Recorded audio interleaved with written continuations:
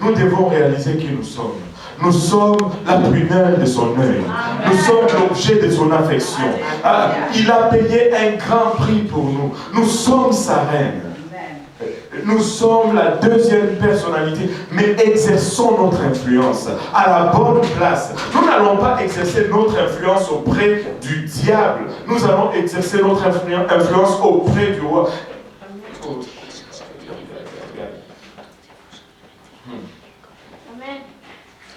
Écoutez, Aman devait utiliser le nom du roi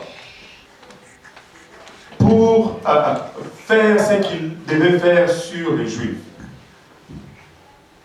Mais regardez ceci. Vous portez le nom du roi.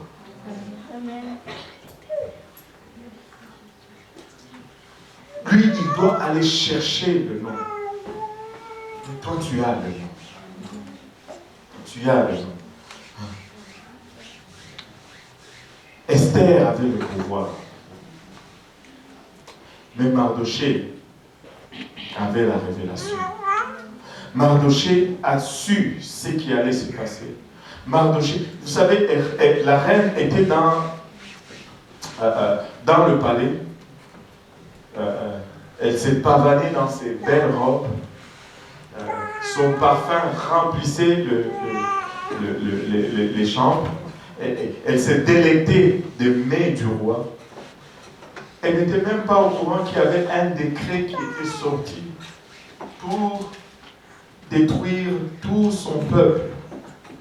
Mais Mardoché était au courant. Elle avait le pouvoir, mais n'avait pas la révélation. Mais Mardoché n'avait pas le pouvoir, mais il avait la révélation. Esther était en train de vivre son rêve.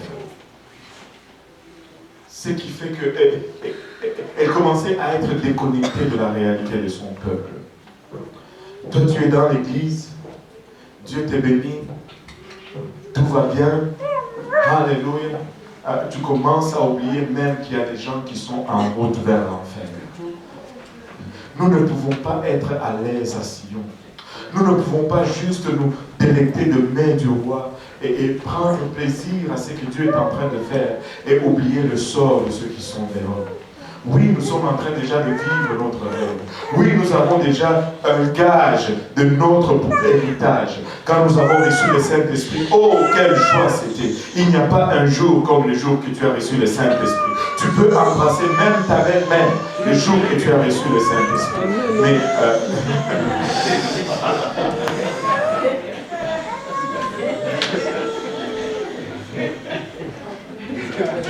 il ne faut pas laisser le frère servir fort comme ça. Bon, ok. Maman, j'avais rien compris, c'est bon. Ne lui dites pas, ok? Si quelqu'un explique ceci à maman Jeannette, il va avoir des problèmes avec moi. Alléluia. Il n'y a pas un jour comme...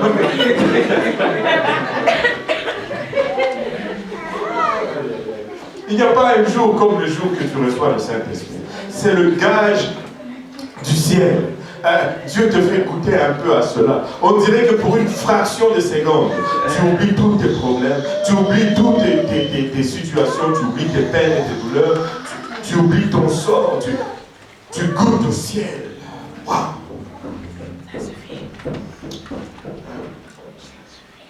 Quelqu'un me disait hier, ceci, et il y a des jours où quand tu pries, tu sens comme si tu étais le meilleur ami de Dieu.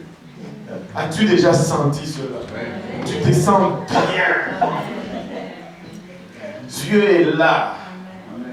Tu oublies qu'il y a des gens qui sont en train d'aller en enfer. Esther vivait son rêve. Et des fois, quand nous vivons notre rêve, nous oublions un peu ce qui se passe autour de nous. Mais nous ne pouvons pas nous permettre d'arriver à ça. Heureusement qu'il y avait Mardoché, qui avait la révélation. Alléluia. Et quand Mardoché est venu frapper à la porte d'Esther, dans le verset que nous avons lu, il a envoyé le message, et il était en sac. Et il vient à la porte du roi, il se couche là. La reine Esther la prend, elle dit, mais c'est quoi ça? Allez apporter des vêtements à Mardoché. Dites-lui d'enlever les sacs et de porter les vêtements. Elle était tellement bien qu'elle voulait se débarrasser maintenant des sacs de Mardoché. Parce qu'elle était à l'aise dans le palais. La reine Esther fut très effrayée. Elle envoya des vêtements à Mardoché pour le couvrir et lui faire ôter son sac. Mais il ne les accepta pas. Écoute, nous ne pouvons pas nous débarrasser de notre fardeau. Nous ne pouvons pas nous arriver à une place où parce que nous sommes dans l'église, parce que nous avons reçu le plan du salut, où nous nous débarrassons du fardeau. Il y a une condamnation qui pend sur notre peuple.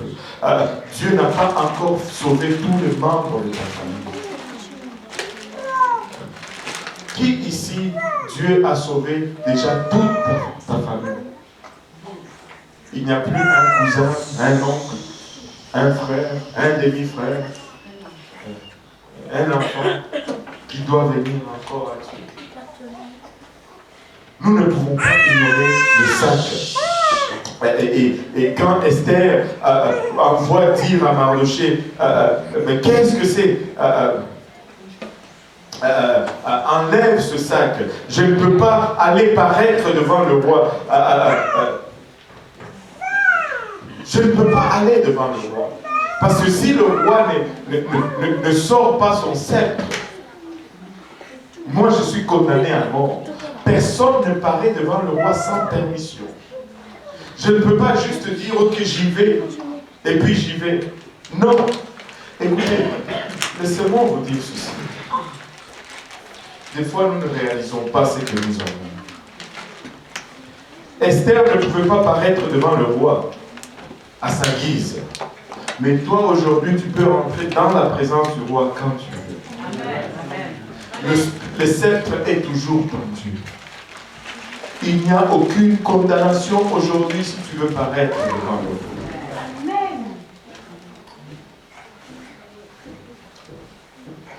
Et elle envoie dire à Mardoché, ben, je ne sais pas vraiment qu'est-ce que je peux faire. Et tu sais, elle s'est rappelée un peu de sa misère.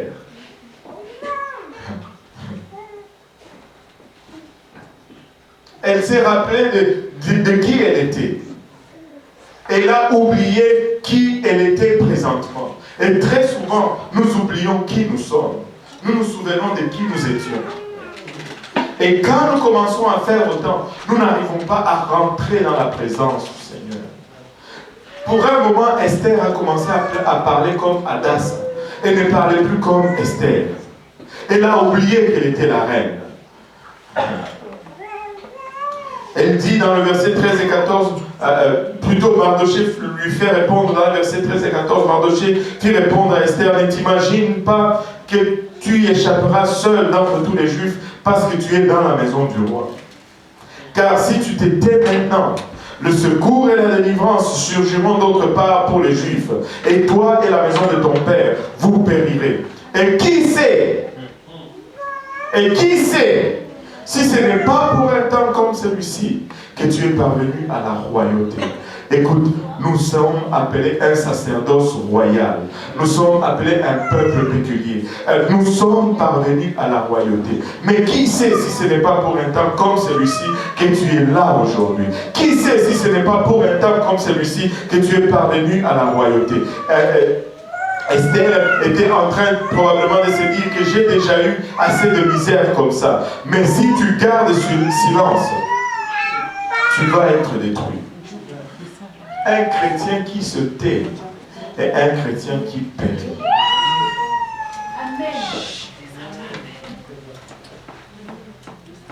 Un chrétien qui se tait est un chrétien qui périt. Tu sais, j'ai toujours raconté cette histoire. C'est une histoire fictive, mais elle illustre tellement bien cette vérité. Je vais vous la raconter encore. Il y avait cet homme qui était dans Sodome et Gomorrhe. qui avait fait une pancarte en bois, 2 planches de bois avec une corde, enfin 2 cordes sur les épaules. Il avait écrit en avant, répentez-vous, détournez-vous de l'homosexualité, de toutes ces choses. Et Dieu va détruire cette ville. Ça serait approprié pour notre ville aujourd'hui. Il circulait, il avait une cloche, il faisait ding-dong pour attirer l'attention sur lui. Et il criait, répentez-vous, répentez-vous. Il circulait dans les rues de Sodome. Répentez-vous, parce que Dieu va détruire cette ville.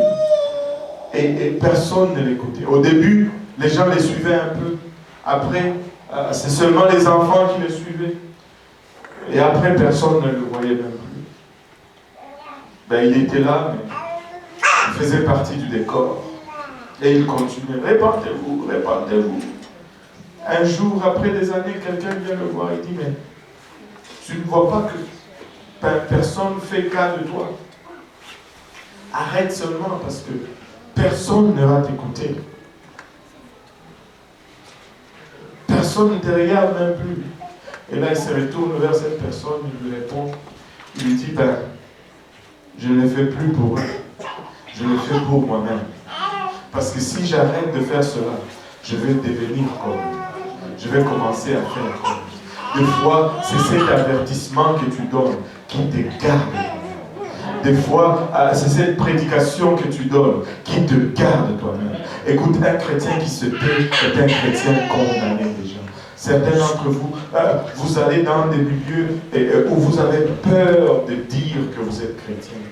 Tu sais, quand tu es à une place où tu as peur de dire que tu es chrétien, c'est parce que tu es déjà comment on dit?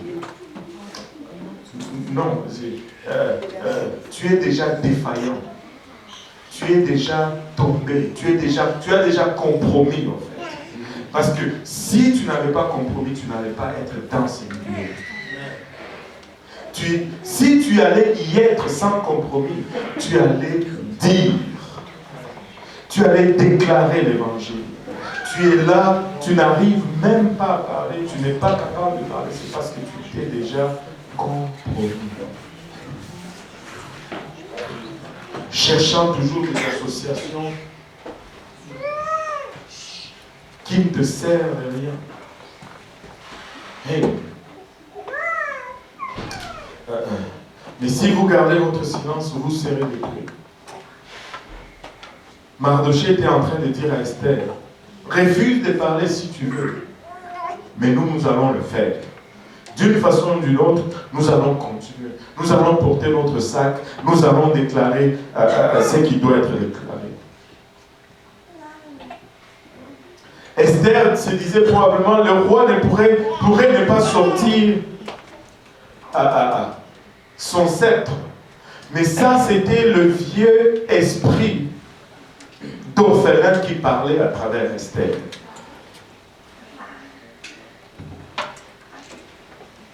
Si tu ne parles pas, ta vie est en jeu, je te dis. Si nous ne faisons rien, l'ennemi va gagner par défaut. Il va gagner par forfait. S'il n'y a personne pour faire le match avec nous, nous gagnons par forfait.